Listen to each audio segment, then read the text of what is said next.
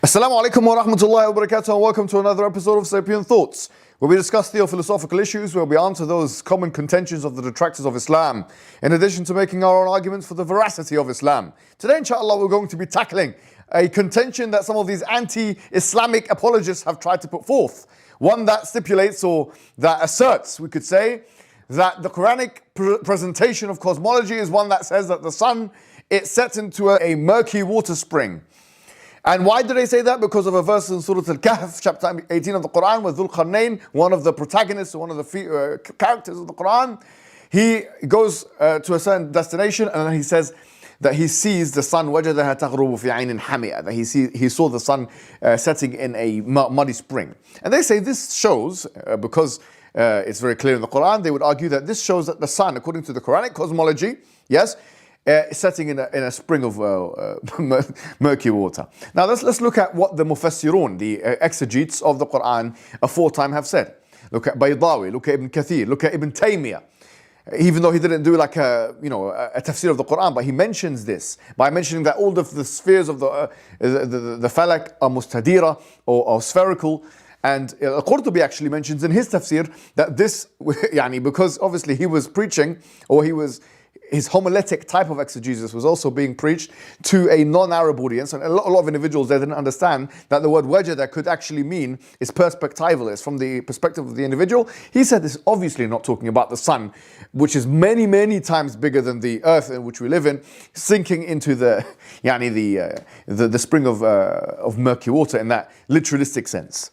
And what is the evidence of this from the Arabic language? The evidence of this is the word wajada, which is the operative word that is used in this verse.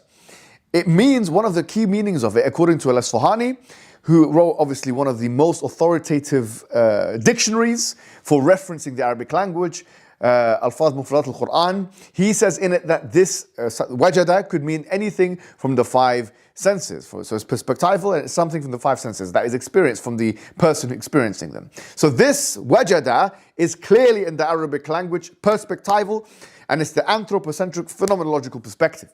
And so from this perspective, it seems to me that this is really flogging a dead horse, or trying to put into the Qur'an what they wish really was clear in the Qur'an, and that they hoped was already in there. Now you imagine, sometime after today, maybe 100 years from now or 200 years from now, some atheists that live on, if the world continues to that period of time, they say, look at these fools that lived in the 21st century, they used to say that the sun sets, but we know from modern science that the sun doesn't set. We would say that these people are foolish, they don't understand how language works, because sunset in the English language, because it's not something foreign.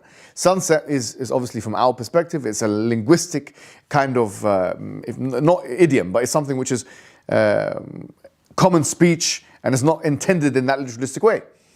So we would be saying that to them. Obviously, why can't you apply the same kind of common sense with the Quranic discourse? It's because you're begging, you're desperate to find some kind of thing, an entrance point for your narratives. And this is weak. Another thing that I would add, or that they say, is that there's another hadith which corroborates our understanding, which is the hadith when the Prophet was supposedly asked, where does the sun set? And he says, تغرب في عين حمئة, that it goes into a spring of muddy water. Now this lafz of the hadith, this particular phraseology of the hadith was narrated by one individual called Al-Hakim ibn Utaybah, who is seen as a mudallis, which means that he's weak. Basically, this individual does something called an'ana, which means that he doesn't tell us where he gets his information from. He doesn't tell us who his teacher is.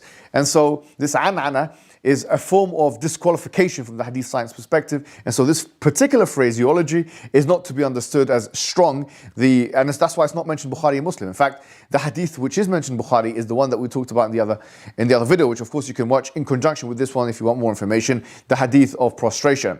Now, if one argues that even though this is the case, we can do tahseen of the hadith, or some kind of strengthening of this hadith, and there are some scholars that say that this hadith is strong, and so on and so forth, well, we can say that if you want to play with weak hadiths and weak narrations, we can also bring forward the qira'ah of Ibn Mas'ud and qira'ah of Ibn Abbas, which is actually weak, but can be argued to be strong in the same or similar senses that this one, where it says وَالشَّمْسُ تَجْرِي لَا مُسْتَقَرَّ لَهَا, that the sun runs and it has no place of setting.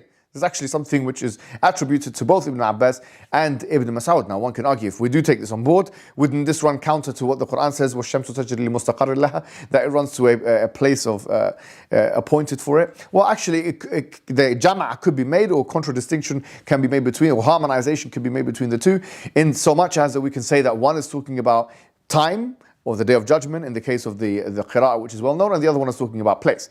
And of course we can make those arguments, but I won't make those arguments because we have to stick with the integrity of the Islamic tradition of authenticating that which is authentic and leaving inauthentic that which is inauthentic, or does not have the apparatus for being something which is an authentic hadith that should be taken as gospel, if you like, or in this case Qur'an wahi for the Muslim.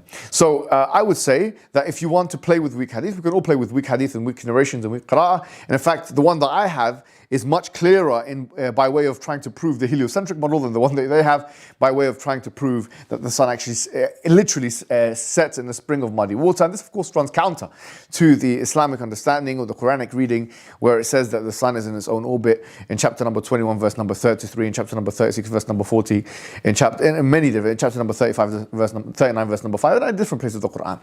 So in summary, therefore, this is a weak and feeble contention, a specious claim, which I hope now has been completely and utterly refuted, and hopefully that answers the question. Wassalamu alaikum wa rahmatullahi wa barakatuh.